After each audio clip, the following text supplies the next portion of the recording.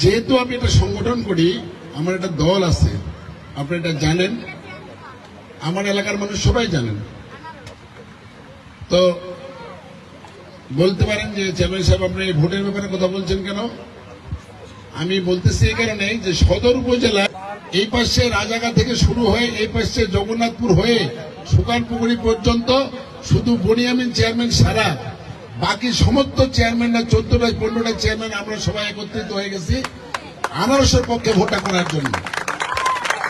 আপনারা প্রশ্ন করতে পারেন যে আমরা কেন হলাম? আমরা ব্যক্তিগতভাবে চেয়ারম্যানরা চাইছি যে একজন পরিচ্ছন্ন ভালো মানুষ বিপদে আপদে যাকে কাজে লাগবে সেই মানুষটা উপজেলা পরিষদের চেয়ারম্যান হোক। এটা আপনাদের যেমন দাবি তেমন আমাদেরও দাবি। আমাদের কাজকর্মগুলো যেন অতি সহজে করতে পারি। আমি কোনো প্রার্থীর এগনিস্টে কোনো কথা বলতে চাচ্ছি না। আমরা যারা আজকে আমি কয়েকটা জায়গায় বলছি এই কথাটা যে গত কিছুদিন আগেই সদর উপজেলাতেই জেলা পরিষদের ভোট হয়ে গেছে।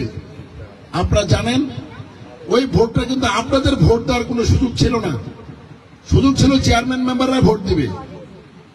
আজকে যারা মোটরসাইকেলের প্রার্থী যিনি যার ভোটটা করে বেড়াচ্ছেন এই মানুষগুলাই কিন্তু একটা অপপ্রচার চালাচ্ছেন যে টিটুদা নাকি ওই প্রার্থীটাকে ভোট করতে দেয়নি। আসলে এটা না, যারা আজকে ওই ভোটটা করতেছে তারা কিন্তু বিগত দিন এই মানুষগুলো আমাদের কাছে গিয়ে দাঁড়ে দাঁড়ে বলছে মোশাররফ সাহেবকে ভোট দেওয়া যাবে না, এটা করা যাবে না।